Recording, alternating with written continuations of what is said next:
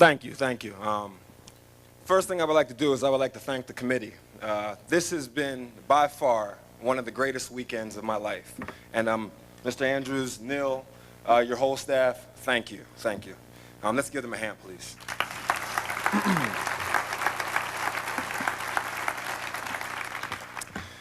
15 years ago, I sat in the audience, never imagining that one day I would be part of such a wonderful group of inductees.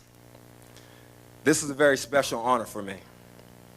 When you get a chance to be acknowledged by people who really care about you and have seen you play from day one, that's when it's really special. Without the love and support of my hometown, the dreams that I had as a little boy playing basketball up on the hill would never have been possible. Thank you, Altoona, for helping me live my dreams. There are so many people and so many stories that have made this such a wonderful journey. And I would like to thank some of them who are here with us this evening.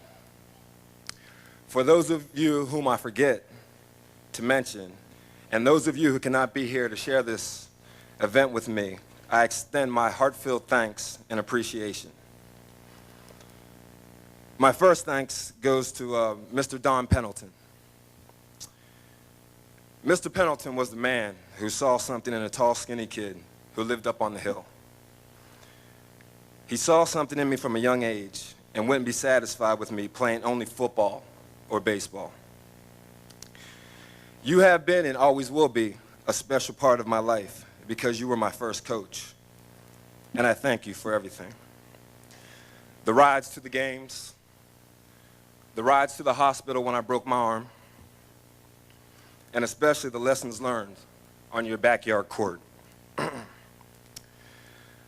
The late Bob Seitz, who I feel should be also inducted into this Hall of Fame, was my second coach.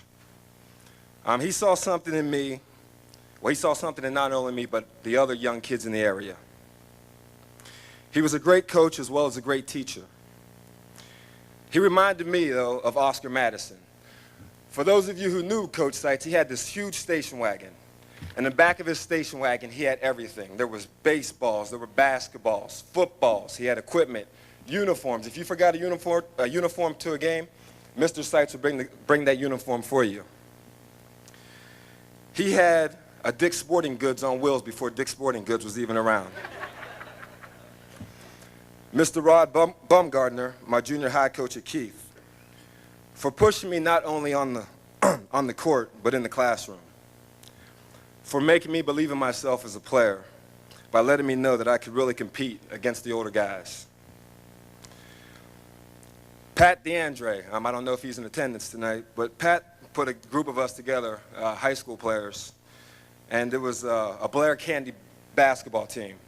And what we loved so much about Pat was after the trips, he gave us 30 minutes to go inside the candy store and get whatever you wanted. I thank you for that, Pat, and it was a great time. Coach Bitar and Coach Bickle and my high school teammates, thank you for teaching me about hard work and how to become a better player and a leader.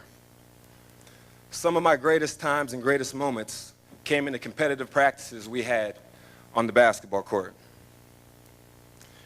Sorry we didn't win it all, but it was a great run.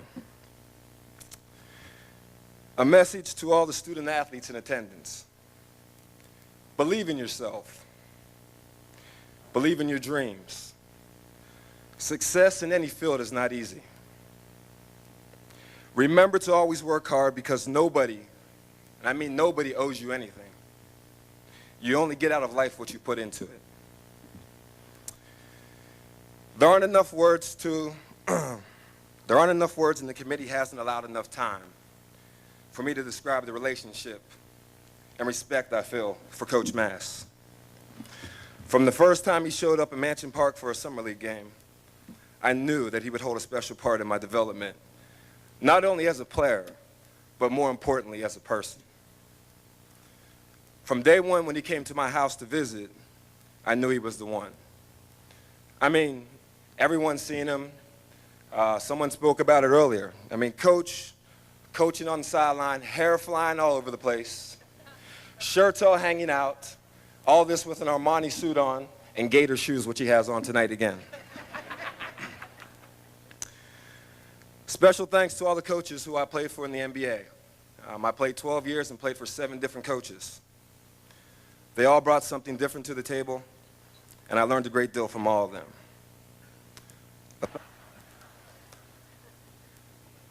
My friend Wendell, thanks for being a true friend and not allowing my status as an NBA player change our friendship. I will now acknowledge in front of all these people that you once blocked my shot when Coach Mass was in attendance. It was the only time, and you know it was the last time. A thanks to my in-laws and extended family for sharing this moment with me. You've been an inspirational part of my life for the last 15 years, and I appreciate every moment spent with you. It's definitely been educational for me to learn your customs and your beliefs. You've opened my eyes to more of the world. I said I wasn't going to get emotional, but it's happening. Thanks to my parents and my siblings for always being there for me with support. I realize today that I haven't always been the easiest person to get along with. But you'll never understand how much your love and support has meant to me. I love all of you. Tyson and Braden, my 2 little knuckleheads sitting over here. Thank you for being the greatest kids a parent could wish for. I appreciate your patience as you sit through this long evening. Daddy loves both of you very much. To my wife, Wella, not only are you the mother of my children and my wife, but you're my best friend. You've been on this journey with me for the last 15 years. You've seen the good and bad times, shared many tears with me, and have been by my side throughout this whole process. Words can never explain what you mean to me as a wife and a mother. I love you. And most importantly, I would like to thank God for his many blessings and his presence in my life. None of my success or happiness could be possible without his constant guidance and unconditional love. Thank you all. Have a good evening.